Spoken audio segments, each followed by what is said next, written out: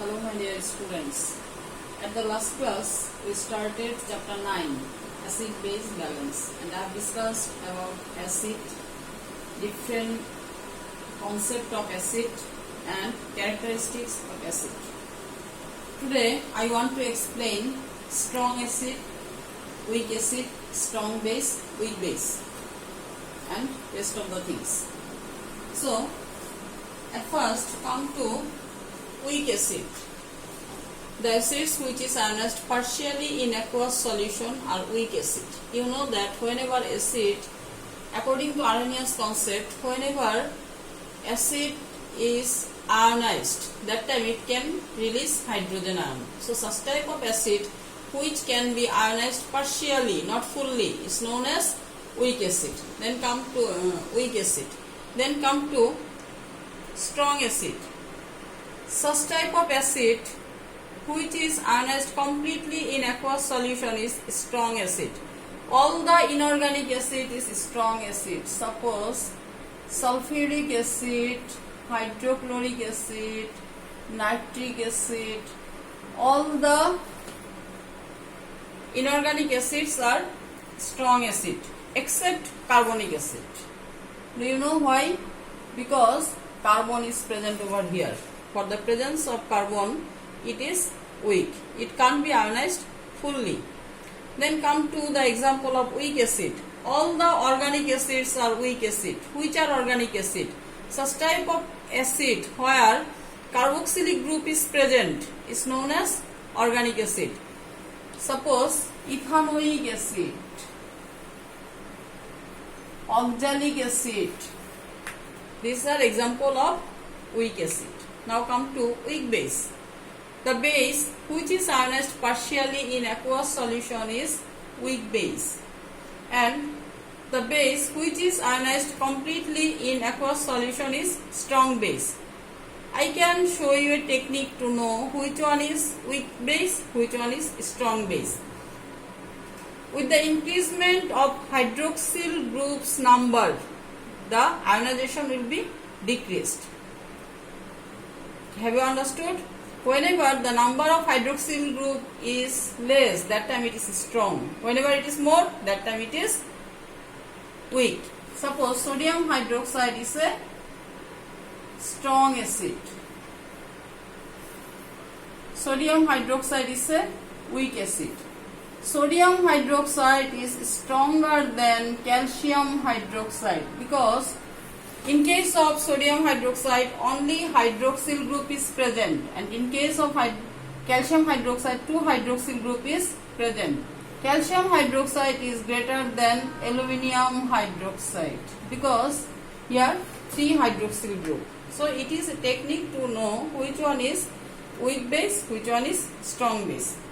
Then come to the difference between base and alkali. We know that oxide and hydroxide compounds are known as base, but some of the oxide and hydroxide compounds of any metal is soluble in water. Which are soluble in water? They are called alkali, and which are not soluble in water? They are called base. So can I say that all the alkalis are base? Whenever, see here, ferrous hydroxide, copper hydroxide. Ferrous hydroxide, copper hydroxide is base. But whenever they are soluble in water, that time they are known as alkali. Oxide or hydroxide compounds of any metal is base. Whenever they are not fully soluble in water, that time they are known as base. But whenever they are soluble in water, they are known as alkali. That means all the alkalis are base. Clear? Next, when salt, come to the definition of salt. When acid and base react with each other, that time a neutral compound can be produced through the neutralization reaction. The neutral compound is known as salt. Salt can be of 3 types: neutral salt, acidic salt, basic salt. Whenever Same instance, acid and base react with each other. That time the produced salt is known as neutral salt. Suppose sodium hydroxide is a strong base, hydrochloric acid is a strong acid. By this way sodium chloride is produced, so that it's a neutral salt. Acidic acid, acidic salt. Whenever a strong acid reacts with a weak base, that time the produced salt is known as acidic salt.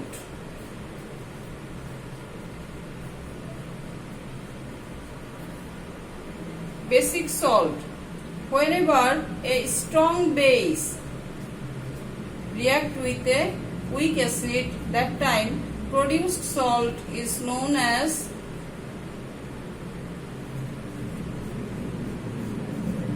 basic salt. By this way sodium carbonate is produced. So these are the example of neutral salt, acidic salt and basic salt.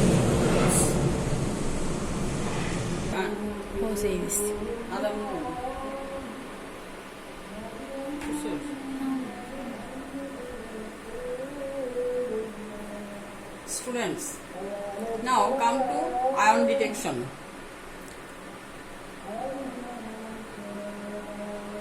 Whenever you will go to lab,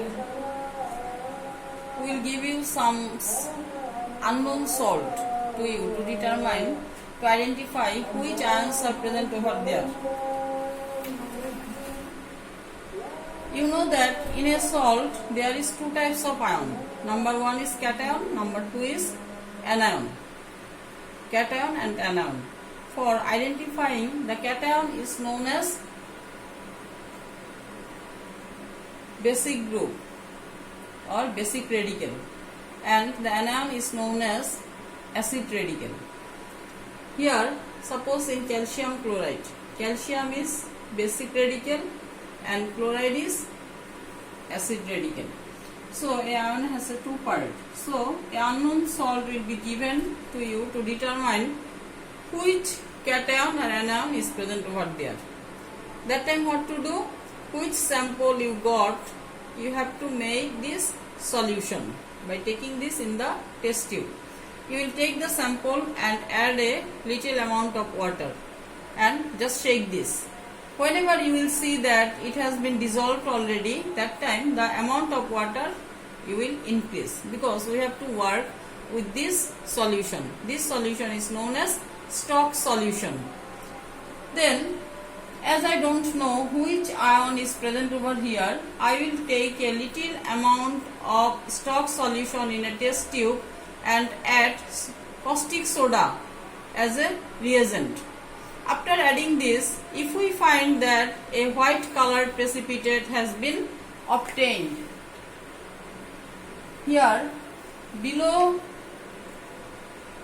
faced arrow indicate that it is precipitation. If you find a white colored precipitate, so that you can guess that calcium may present. After that, for becoming sure, you have to use the excess amount of caustic soda. Still, after adding excess amount of caustic soda, if you find that no change, white precipitate is white, that time you have to understand, yes, calcium is present, calcium ion is present. At the same way, if you don't find white color precipitate at first, then you will test for zinc. I don't know, as I don't know which salt is present over here, that's why again I will take a little bit stock solution at the test tube and add with caustic soda. Again, if you find white color precipitate, that time you may think that zinc may be present. After adding excess amount of caustic soda, if you find that precipitate has been dissolved, so that you will understand, yes, zinc is present. And if you don't get white colored precipitate, again you have to do perform test for aluminium. If it is aluminium chloride, we have to add caustic soda. If you find white colored precipitate, you can think that yes, aluminium may be present. For becoming sure, again you have to add the excess amount of sodium hydroxide or caustic soda. If you find that precipitate has been colorless or precipitate has been removed, it has been colorless, that time also you may understand yes, aluminium is present. Now you can ask me one question. I told you that in case of calcium, white colored precipitate will remain unchanged. By this way we can understand yes, calcium is present.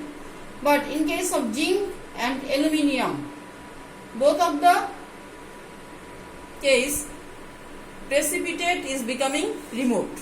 Now you can be confused. Now you can ask me, Miss, how can we understand?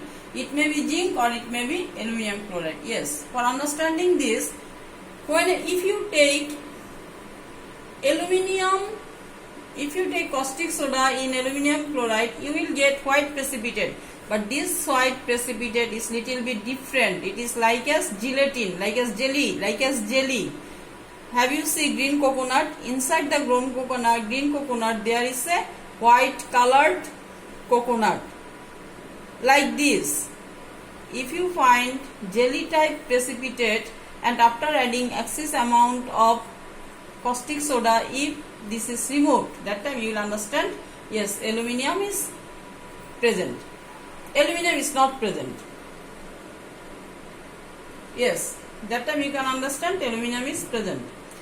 But in case of zinc also you will get white color and after adding excess amount of sodium hydroxide, precipitate will be removed. But this white color is different from aluminum hydroxide white color. It is like as precipitate and it is like as curd. This precipitate is like as little bit curd and this one is like as jelly. You can understand by seeing the white color precipitate. By this way you can understand it is zinc or aluminium. Then come to ferrous ion test. If it is ferrous chloride, we have to add caustic soda. After adding caustic soda, if you find a green colored precipitate and after adding excess amount of caustic soda, if no change is found, that time ferrous ion is present. Clear? Yes.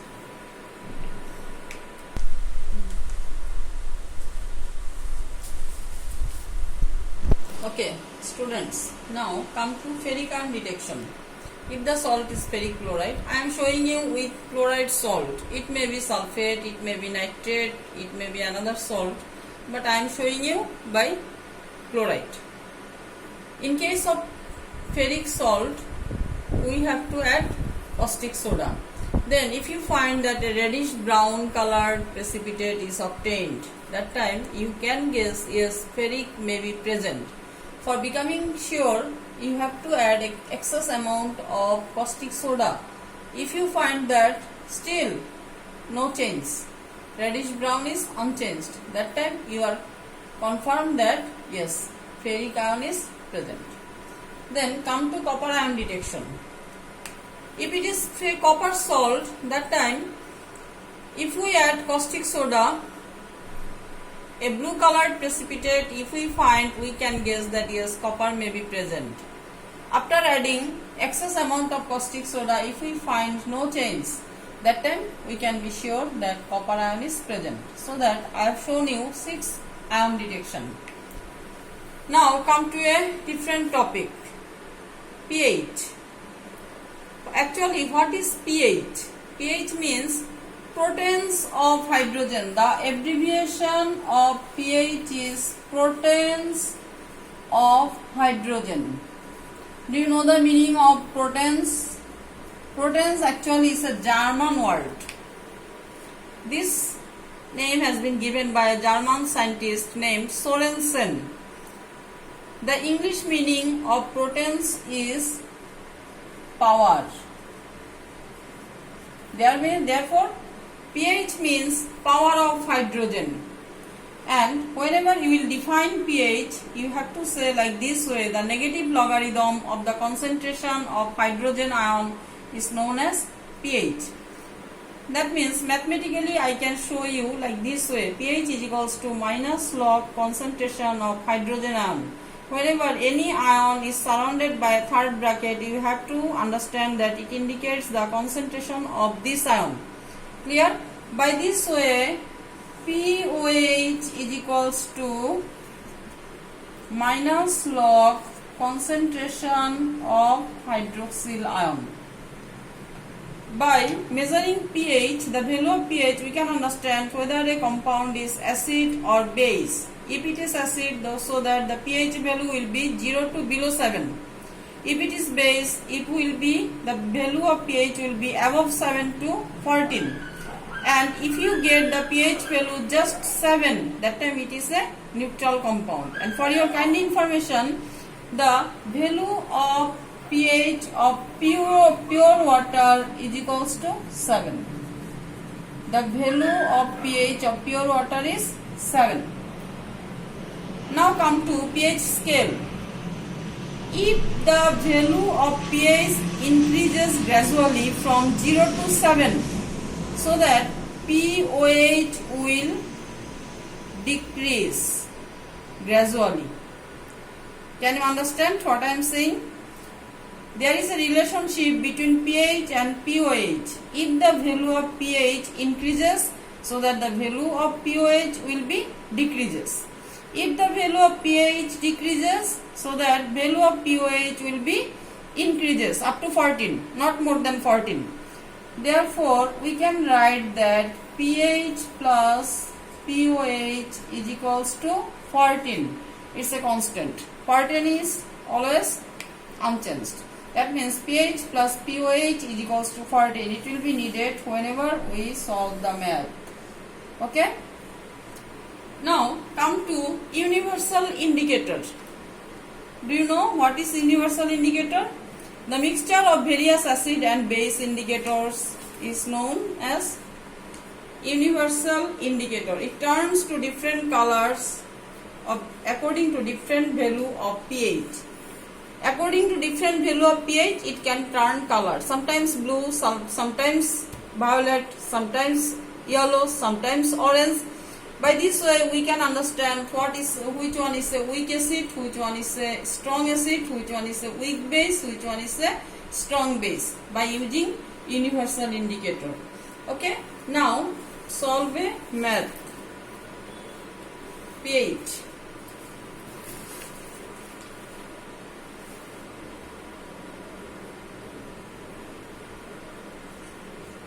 Suppose the pH value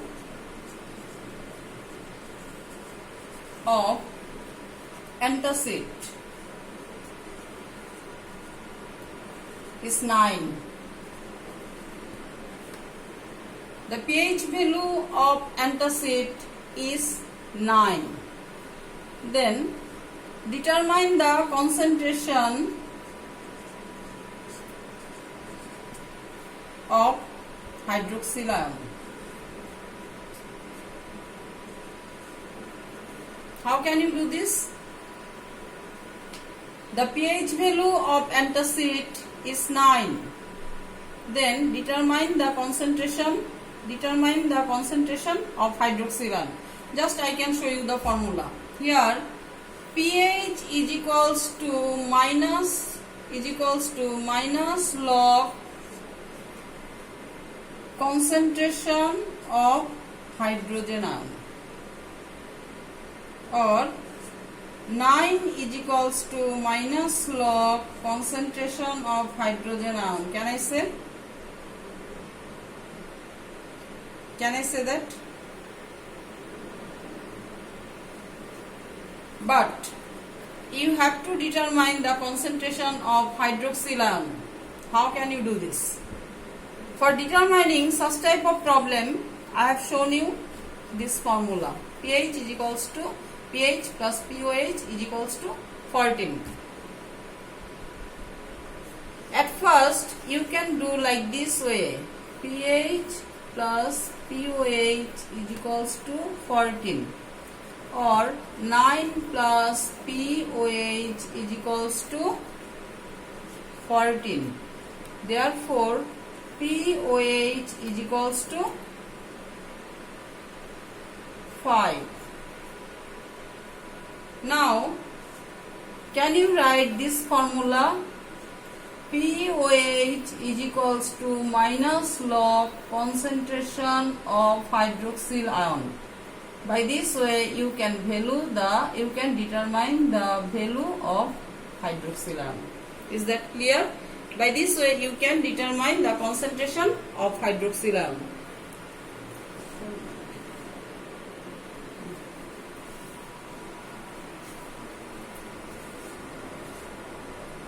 Okay, dear students. So today I have just shown you a sample of the mathematical problem of pH. At the next class, I will give you the mathematical problem of pH again in different type. And also I will discuss about the hardness of water. Hardness of water and classification of hardness and the process of removing hardness. This type of topics I will discuss at the next class. So today up to this, thank you.